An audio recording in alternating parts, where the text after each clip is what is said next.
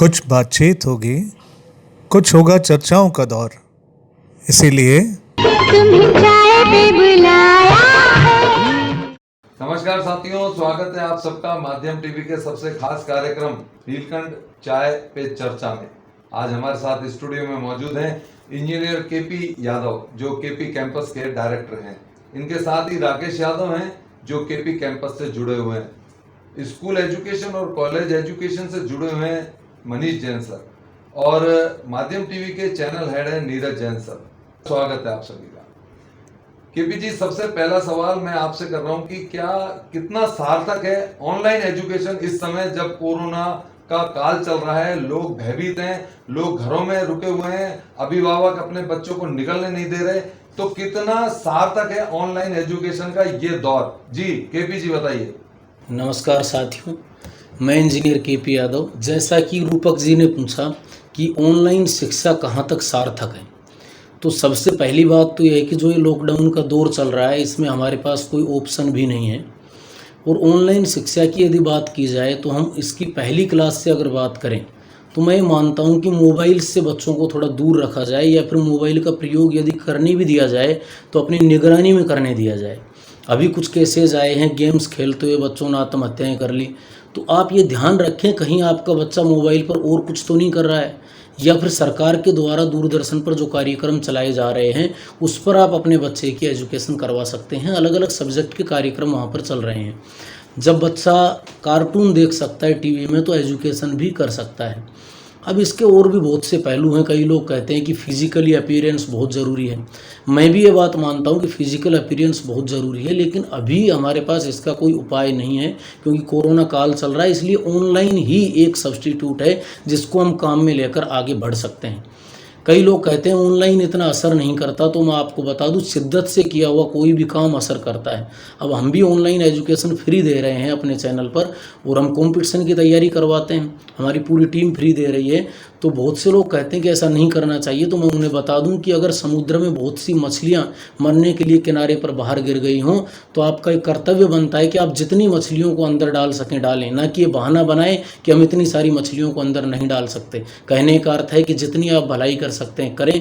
मैं मानता हूं कि 100% कारगर नहीं है, लेकिन अभी ये हमारे लिए एक वरदान साबित हुआ है, और आगे आने वाले दौर में भी ऑनलाइन वरदान साबित होगा। इसलिए आप अपने बच्चों को ऑनलाइन से जोड़िए, लेकिन उनका ध्यान रखिए कि ऑनलाइन पर क्या देख रहे हैं, अपनी निगरानी में उन्हें रखें आप। और ये एक बहुत अच्छी चीज़ है कि हम घर बैठकर भी सीख पा रहे हैं। और अगर हम किसी बच्चे के प्रोसेस को तोड़ देते हैं तो वो बच्चा आगे नहीं सीख पाएगा। तो आप उससे कंटिन्यू जोड़े रखने के लिए इस प्लेटफॉर्म से जोड़िए। अभिभावकों से मेरा निवेदन है कि आप इस चीज़ को अंडर एस्टिमेट मत कीजिए। आप बिल्कुल भी ये मत सोचिए कि ऑनलाइन कुछ अलग है, क्योंकि जब भी परिवर्तन आया है तो उसमें थोड़ी समस्या होती है। परिवर्तन आया है तो अभिभावकों को भी दिक्कत हो सकती है, बच्चों को भी हो सकती है। कई शिक्षक भी ऐसे हैं जिनको ऑनलाइन पढ़ाने में दिक्कत हो सकती है। बशर्ते मैं तो कहता हूँ ऑनलाइन प्लेटफॉर्म एक खुला प्लेटफॉर्म है, इसमें आप हर शिक्षक के बारे में जान सकते हैं कि वो कैसा पढ़ाता है। जैसे मैं मैथमेटिक्स पढ़ाता हूँ तो आप मेरा नाम डालेंगे तो 1000 टीचर्स के और आएंगे नीचे मैथ्स पढ़ाने के, आप तुलना कर सकते हैं। और ये भी तो हो सकता है कि कोई टीचर इसलिए ना पढ़ा रहा हो कि वो ऑफलाइन में बच्चों को पढ़ा रहा हो और एक परिपाटी चली जा रही हो और बच्चों को पता ही नहीं चल रहा हो कि सच में क्वालिटी क्या है। लेकिन जब वो ऑनलाइन आएगा तो उसकी तुलना होगी और बच्चों को पता चलेगा कौन सही है और कौन गलत है। तो सभी शिक्षकों से मेरा निवेदन है मेरे प्यारे भाइयों कि आप ऑनलाइन आइए, जो नहीं आए हो अपने बच्चों को संभालिए। ये आपका कर्तव्य है। एक शिक्षक का कर्तव्य होता है कि वो बुरे से बुरे समय में भी अपने बच्चों का ध्यान रखें। अपने विद्यार्थियों के सही भविष्य के लिए अगर वो अपनी जान भी दे दे तो इसमें कोई कमी नहीं है, इसमें कोई बड़ी बात नहीं है। आप उस चीज़ को बिल्कुल भी ये मत सोचिए, क्योंकि आप गुरुजन लोग जो हैं वो माता पिता से पहले हैं, और अगर आप जिम्मेदारी नहीं निभाएंगे तो फिर बच्चा कहाँ से सीख पाएगा। और अभिभावकों से मेरा यही कहना है कि आप थोड़े जागरूक हों, परिवर्तन को अपने जीवन में लाना सीखें। अगर परिवर्तन के साथ नहीं चलोगे तो आपके बच्चे पीछे छूट जाएंगे। इसलिए ऑनलाइन एजुकेशन से डरे नहीं, उसे अपनाएं, अपने बच्चे को उसके सही और गलत महत्व बताएं। ठीक है दोस्तों, इतना ही मैं आपसे कहना चाहूँगा। सभी लोग ऑनलाइन पढ़ें और पढ़ाएं और इसे प्रमोट करें। ऑफलाइन जब चलेगा तो हमें पढ़ना ही है, लेकिन अभी हमारे पास यही ऑप्शन है, तो क्यों ना हम इसमें और बेहतर करें पॉजिटिविटी के साथ। केपी जी ने बहुत अच्छी बात बोली अभी, और केपी जी ना सिर्फ टीचर हैं बल्कि लाइफ गुरु के तौर पर भी जाने जाते हैं। यहाँ हमारे साथ में आज मनीष जी भी मौजूद हैं और पूरा शहर जानता है कि कहीं ना कहीं वो अपने जिन एक्टिविटीज़ में संलग्न हैं उसमें वो अपॉर्चुनिटीज़ को बहुत ज़्यादा प्रमोट करते हैं, किस जगह क्या चीज़ें निकल कर आ सकती हैं। तो ऐसे में सवाल ये उठता है कि जब माहौल पूरा ऐसा है जहाँ सराउंडिंग्स में हमको पता है कि कौन सी परिस्थिति क्या करवट लेगी, ये हम लोग कोई कंक्लूजन नहीं निकाल पा रहे हैं। ऐसे में मनीष जी मैं आपसे जानना चाहूँगा कि अवसाद से अवसर तक जो ये सफ़र है वो किस प्रकार विद्यार्थी तय कर पाएगा और अभिभावकों के रूप में क्या जिम्मेदारियां हैं हमारी कि हम बच्चों को किस तरीके से इसके लिए काउंसिल करें। नीरज जी, देखिए एजुकेशन जो है वो चाइल्ड ओरिएंटेड होती है, पढ़ने वाले जो बच्चा है उसी का केंद्र होती है, लेकिन बहुत सारे और भी बिंदु इसमें सम्मिलित हैं। उसमें पेरेंट्स भी इन्वॉल्व हैं, टीचर्स भी इन्वॉल्व हैं एंड मोस्ट इम्पॉर्टेंटली जो सिस्टम है जैसे गवर्नमेंट है वो भी इन्वॉल्व है। तो क्योंकि एक नया दौर है, हम में से किसी को नहीं पता था कि हम 3 महीने तक घर में बैठे होंगे और चीज़ें बदल रही होंगी।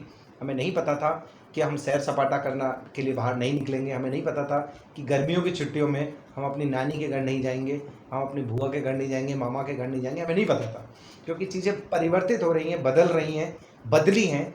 तो ये मुझे ऐसा लगता है कि एक माइलस्टोन होगा, एक बहुत बड़ा चेंज आने वाला है एजुकेशन इंडस्ट्री में भी।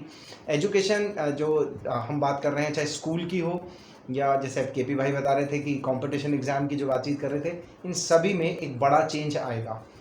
पेरेंट्स अपना बहुत इंपॉर्टेंट रोल प्ले करें। अब यहाँ पर अलग अलग सेगमेंट में बात होनी चाहिए। अगर स्कूल के बच्चों की बात हो रही है तो 3 सेगमेंट के स्कूल के बच्चे हैं। 1 to 5th के लिए अलग पॉलिसीज़ होंगी, अलग सिस्टम होंगे। 6 to 9, 10 के लिए अलग सिस्टम होगा। 11, 12 के लिए अलग बात होगी। कॉलेज के लिए अलग बात होगी। कंपटीशन के लिए अलग होगी। सबके लिए नॉर्म्स अलग अलग होंगे, सिस्टम अलग अलग होंगे। मैं बहुत शॉर्ट में इतनी सी बात जरूर शेयर करूँगा कि बहुत छोटे बच्चों पर ऑनलाइन एजुकेशन का स्ट्रेस मत डालें। जो बहुत छोटे बच्चे हैं, मान लीजिए नर्सरी, फर्स्ट या सेकंड के बच्चे हैं, उन पर उनका जो स्क्रीन टाइम है, एक बड़ा इशू जो आने वाला है ऑनलाइन एजुकेशन से रिलेटेड, वो ये है कि स्क्रीन टाइम बहुत इंपॉर्टेंट रहेगा। स्क्रीन टाइम बहुत रिड्यूस करना पड़ेगा। स्क्रीन टाइम से मतलब है मोबाइल, टेलीविज़न, गेम्स, जो भी कुछ हम देख रहे हैं ये सब स्क्रीन टाइम में इंक्लूड होंगे। तो जो छोटा बच्चा है उसका स्क्रीन टाइम हर हालत में 1 घंटे से कम होना चाहिए। ये हमें ध्यान रखना है। Up to age of 10 year 1-1.5 घंटे से ज़्यादा वो स्क्रीन टाइम ना हो, इंक्लूडिंग टीवी। हम टीवी पे भी बच्चे को सिर्फ इसलिए बैठा दिया करते थे पहले भी, इस लॉकडाउन से पहले भी, कि वो रोए ना या ज़्यादा परेशान ना करे। वो भी गलत था। और अब क्योंकि सिस्टम ही बदलने वाला है, स्कूल कॉलेज जब खुल जाएंगे उसके बाद भी हमें इस ऑनलाइन का सहारा लेना पड़ेगा, क्योंकि स्कूल कॉलेज अभी अगले कुछ समय तक नॉर्मल नहीं फंक्शन करने वाले हैं। ऐसा नहीं होगा कि आप पहले की तरह 100 बच्चों की क्लास में जाके आप शामिल हो जाएंगे, नहीं होगा ऐसा। लंबा टाइम तक चलेगा। तो ऑनलाइन तो हमें ध्यान रखना ही पड़ेगा। दूसरे सेगमेंट की बात करूँ छोटे बच्चों के अलावा, जो नेक्स्ट सेगमेंट है उनका भी स्क्रीन टाइम 2 से 3 घंटे से ज़्यादा नहीं होना चाहिए। एंड जो बिल्कुल बड़े हैं, एडल्ट है, मान लीजिए 11, 12 या उसके ऊपर कॉलेज की बात कर रहे हैं, उनका भी स्क्रीन टाइम 4 आवर्स से ज़्यादा नहीं होना चाहिए। ये कहीं ना कहीं हम सब की जिम्मेदारी होगी, इंक्लूडिंग प्रशासन, including media, including teachers, including parents, कि ये स्क्रीन टाइम पर स्ट्रेस करना पड़ेगा, वरना मेंटल स्ट्रेस आ जाएगा, आंखों पे स्ट्रेस आ जाएगा, फिजिकल स्ट्रेस आ जाएगा। और कहीं ना कहीं टीचर्स की जिम्मेदारी जो ऑनलाइन पढ़ा रहे हैं वो बार बार बोले बच्चों को कि आप एक्सरसाइज कीजिए, वही लोग बोले कि आप प्राणायाम कीजिए, क्योंकि डायरेक्टली जो बच्चा टीचर से सुनता है वो किसी से नहीं सुनता है। तो चाहे मैं केमिस्ट्री पढ़ा रहा हूँ या केपी भाई मैथ्स पढ़ा रहे हों या राकेश भाई जीके पढ़ा रहे हो, हम सबकी जिम्मेदारी उस वीडियो में बार बार कहिए एक्सरसाइज करने की, बच्चों को बार बार खान पीन पे ध्यान की बात कीजिए, क्योंकि अल्टीमेटली स्कूल या कोचिंग पे जाने पर वो आपकी बहुत सारी बातें सुन लिया करता था। अब वो नहीं सुन रहा है तो पेरेंट्स की वो नहीं सुनेगा, आपकी और हमारी सुनेगा। तो उसकी इन चीज़ों पे, इन गतिविधियों पे भी हमें ज़रूर से कहना है। एक केपी भाई ने ज़रूर बात यहाँ पे रखी थी कि वो भटक सकता है, मोबाइल के थ्रू कहीं और डेविएट हो सकता है। तो इसके लिए बहुत छोटी सी ट्रिक है, पेरेंट्स को ध्यान रखना है। बहुत सारे ऐसे पेरेंटल कंट्रोल ऐप आते हैं जो आप लैपटॉप पे और मोबाइल पे डाल के रखिए, बच्चा वो वेबसाइट्स खोल ही नहीं पाएगा जो अदर देन उसकी रिक्वायरमेंट है, वो आप फीड कर सकते हैं उन ऐप्स के थ्रू। कि ये 10 इवन फेसबुक भी आप लॉक कर सकते हैं बच्चे का, अगर आप चाहें तो, कि आपको लग रहा है वो फेसबुक या व्हाट्सएप पे टाइम वेस्ट कर रहा है बहुत ज़्यादा, तो आप वो भी लॉक कर सकते हैं। छोटे छोटे से ऐप्स अवेलेबल हैं, थोड़ा सा टेक्नो से भी होना चाहिए। जी राकेश जी, आप केपी कैंपस से जुड़े हुए हैं और ऑनलाइन शिक्षा की बात अभी आपके डायरेक्टर ने की है। मानता हूं कि ठीक है, विकल्प है ऑनलाइन शिक्षा इस समय, लेकिन मानसिक रोग विशेषज्ञ लगातार इस चीज को बता रहे हैं कि ऑनलाइन एजुकेशन बच्चों के मानसिक और शारीरिक स्तर पर बहुत ज्यादा दुष्प्रभाव डालने वाला है। क्या कहना चाहेंगे इस बारे में राकेश जी? जी नमस्कार, मैं राकेश यादव सबसे पहले तो नीरज जैन जी और माध्यम टीवी का धन्यवाद व्यक्त करता हूं जिन्होंने यहाँ पे बुलाया। और अब मैं सर के सवाल पर आता हूं। सर ने कहा है कि मानसिक रूप से बच्चों पर प्रभाव पड़ रहा है, शारीरिक रूप से बच्चों पर प्रभाव पड़ रहा है। देखिए, अगर किसी भी चीज़ को एक लिमिटेशन के साथ किया जाए तो कोई प्रभाव ज़्यादा नहीं पड़ता। अगर हम लोग लिमिटेशन के साथ की एक बाउंडेशन फिक्स कर दे कि इतना टाइम अपने को पढ़ना है डेली, इतना टाइम ऑनलाइन एजुकेशन को देना है, तो फिर ज़्यादा प्रभाव नहीं पड़ते। और रही बात छोटे बच्चों की, तो उनके बारे में सर ने भी, मनीष जैन सर ने भी बताया। तो अगर अब मैं, जैसा कि हम लोग कंपटीशन से जुड़े हुए हैं, तो डायरेक्ट अपने मुख्य पॉइंट कंपटीशन पर आता हूँ। देखिए, कंपटीशन में क्या होता है कि जैसे कोई बच्चा है 18 साल से 25 साल तक के बच्चे होते हैं। अब मान लीजिए 25 साल तक का बच्चा है, अब उसके पास लॉकडाउन टाइम में बहुत सारा टाइम ही टाइम है। और वो, अगर हम लोग अभी इस सवाल पर भी आएंगे सर, बड़े बच्चों से जुड़े हुए पर भी, कि उसका मानसिक रूप से किस प्रकार से परिवर्तन होता है। जैसे उसको टाइम अपना पास करना है, अपना टाइम निकालना है, तो कुछ ना कुछ चाहिए। तो वो अगर पढ़ाई से नहीं जुड़ेगा तो खाली टाइम को कहीं ना कहीं वो आरामदायक चीज़ों को जोड़ेगा। या तो वो मूवीज़ देखेगा, या फिर आजकल जो वेब सीरीज़ आ रही है वो देखेगा। तो आराम से कहीं ना कहीं टाइम को कहीं ना कहीं वेस्ट करेगा। तो इसलिए उस बच्चे को जुड़ा रहने के लिए ऑनलाइन एजुकेशन बहुत ही ज़रूरी है, और इससे वो आराम से जुड़कर अपने पुराने पार्ट को साथ साथ कंटिन्यू कर सके। और दूसरी बात, जैसे कि मान लीजिए कोई बच्चा तैयारी कर रहा है, और तैयारी करते करते वो जो 7 दिन का भी बीच में ब्रेक आ जाता है, तो उससे पहले जो उसने पढ़ा था, तो उसको 7 दिन बाद ही एक ऐसा लगता है कि जब मैंने जो 7 दिन पहले पढ़ा था, वो ऐसा लग रहा है कि मैं भूल रहा हूँ, मुझे कुछ याद ही नहीं 7 दिन पहले मैं पढ़ा था। और अगर वो बच्चा 2 महीने का बीच में ब्रेक ले जाएगा, तो उसको पता ही नहीं चलेगा कि मैं पढ़ क्या रहा था, मेरे को पढ़ना क्या है। तो इसलिए उसको कंटिन्यूटी रखने के लिए ऑनलाइन एजुकेशन से जुड़ना बहुत ही ज़रूरी है, लेकिन वो लिमिटेशंस के साथ। इसीलिए हम लोग भी क्या कर रहे हैं इधर, 4 से 5 घंटे ऑनलाइन एजुकेशन कंटिन्यू कर रहे हैं, जो कि 4 से 5 घंटे ही लाइव क्लास चलाएंगे। उतने टाइम बच्चा ऑनलाइन देखे, उसके बाद वो सेल्फ प्रैक्टिस करे। 4 से 5 घंटे के बाद खुद से प्रैक्टिस कर ले 5 घंटा, तो वो आराम से रेस्ट कर सकता है, कुछ एक्सरसाइज करके शारीरिक रूप से बिल्कुल ठीक रह सकता है, और पढ़ाई करेगा तो मानसिक रूप से भी बिल्कुल ठीक रहेगा। ये चीज़ मेरा मानना है सर। धन्यवाद। देखिए, ये समझ में आता है कि ऑनलाइन की कोई सब्स्टिट्यूट नहीं है इस समय, चूंकि कोरोना काल है, एक आपदा का एक समय चल रहा है। लेकिन इस समय एक बहुत बड़ा प्रश्न सामने खड़ा होता है कि हम लोग का एक जो एस्टेब्लिश्ड सिस्टम था, हम लोग ऑफलाइन को लेकर तैयारी करते थे, हमारे क्लासरूम उस हिसाब से डिज़ाइन थे, हमारे ब्लैक बोर्ड्स, हमारा टीचिंग पैटर्न इस हिसाब से डिज़ाइन था। अचानक से जब ऑनलाइन की बात आती है, तो यकीनन सभी इंस्टीट्यूट्स को भी काफ़ी बड़े परिवर्तन करने पड़े होंगे अपने संस्थागत जो सेटअप है उसके अंतर्गत। क्या तैयारियां की है कोचिंग इंस्टीट्यूट्स ने अपने बच्चों को ऑनलाइन फैसिलिटीज़ प्रोवाइड करने के लिए? किस प्रकार हम ऑनलाइन फैसिलिटीज़ में कॉम्पिटिटिव स्तर को मेंटेन कर पाएंगे? केपी जी, आपसे आग्रह है कि इस बारे में जानकारी प्रदान करें। जी नमस्कार, मैं राकेश यादव सबसे पहले तो नीरज जैन जी और माध्यम टीवी का धन्यवाद व्यक्त करता हूं जिन्होंने यहाँ पे बुलाया। और अब मैं सर के सवाल पर आता हूं। सर ने कहा है कि मानसिक रूप से बच्चों पर प्रभाव पड़ रहा है, शारीरिक रूप से बच्चों पर प्रभाव पड़ रहा है। देखिए, अगर किसी भी चीज़ को एक लिमिटेशन के साथ किया जाए तो कोई प्रभाव ज़्यादा नहीं पड़ता। अगर हम लोग लिमिटेशन के साथ की एक बाउंडेशन फिक्स कर दे कि इतना टाइम अपने को पढ़ना है डेली, इतना टाइम ऑनलाइन एजुकेशन को देना है, तो फिर ज़्यादा प्रभाव नहीं पड़ते। और रही बात छोटे बच्चों की, तो उनके बारे में सर ने भी, मनीष जैन सर ने भी बताया। तो अगर अब मैं, जैसा कि हम लोग कंपटीशन से जुड़े हुए हैं, तो डायरेक्ट अपने मुख्य पॉइंट कंपटीशन पर आता हूँ। देखिए, कंपटीशन में क्या होता है कि जैसे कोई बच्चा है 18 साल से 25 साल तक के बच्चे होते हैं। अब मान लीजिए 25 साल तक का बच्चा है, अब उसके पास लॉकडाउन टाइम में बहुत सारा टाइम ही टाइम है। और वो, अगर हम लोग अभी इस सवाल पर भी आएंगे सर, बड़े बच्चों से जुड़े हुए पर भी, कि उसका मानसिक रूप से किस प्रकार से परिवर्तन होता है। जैसे उसको टाइम अपना पास करना है, अपना टाइम निकालना है, तो कुछ ना कुछ चाहिए। तो वो अगर पढ़ाई से नहीं जुड़ेगा तो खाली टाइम को कहीं ना कहीं वो आरामदायक चीज़ों को जोड़ेगा। या तो वो मूवीज़ देखेगा, या फिर आजकल जो वेब सीरीज़ आ रही है वो देखेगा। तो आराम से कहीं ना कहीं टाइम को कहीं ना कहीं वेस्ट करेगा। तो इसलिए उस बच्चे को जुड़ा रहने के लिए ऑनलाइन एजुकेशन बहुत ही ज़रूरी है, और इससे वो आराम से जुड़कर अपने पुराने पार्ट को साथ साथ कंटिन्यू कर सके।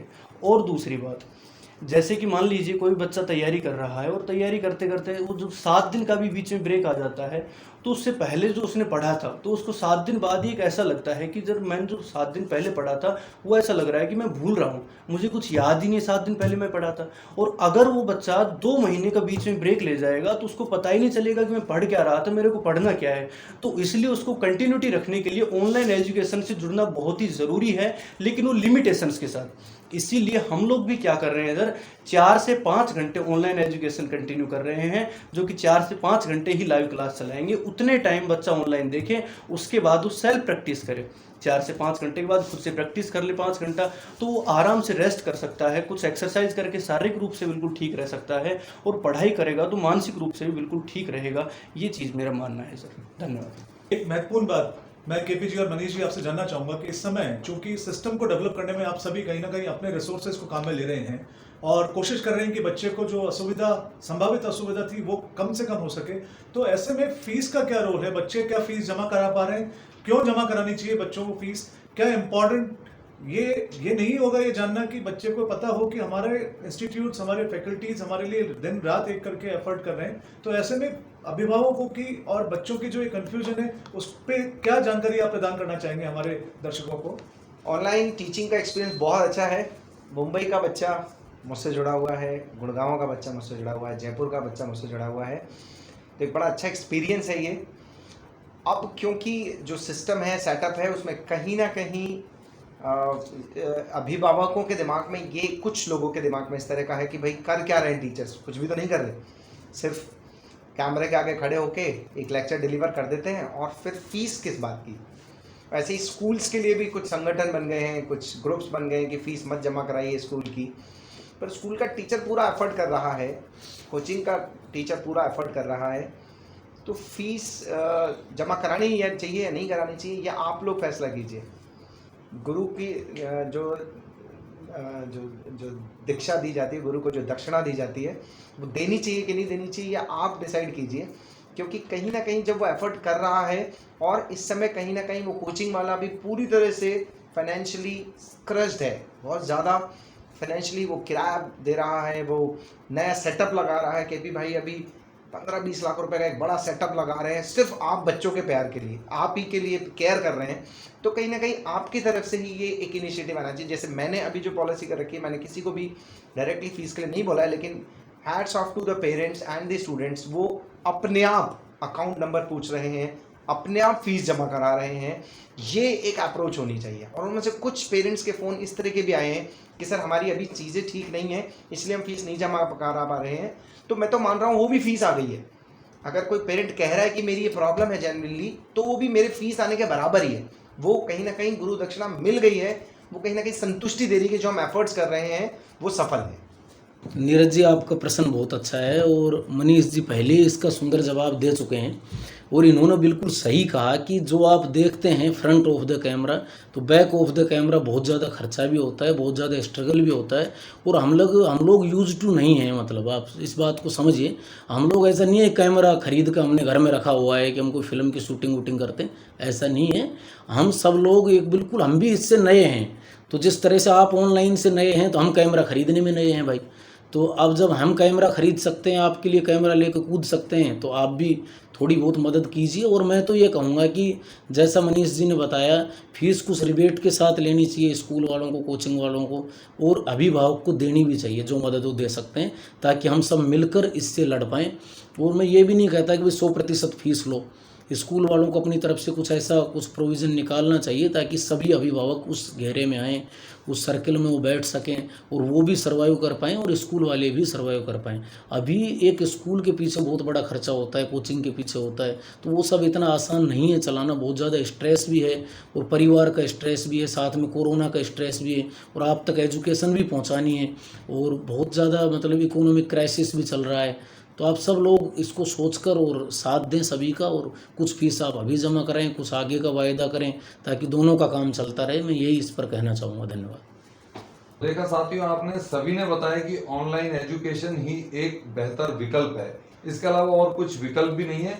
हमें शिक्षा लेनी भी है, आगे भी बढ़ना है, और इस कोरोना से लड़ना भी है, और देश को भी आगे बढ़ाना है। आप सभी स्टूडियो में आए, इस कार्यक्रम में आप सबका आभार। नमस्कार। कुछ बातचीत होगी, कुछ होगा चर्चाओं का दौर। इसीलिए तुम्हें चाय पे बुलाया है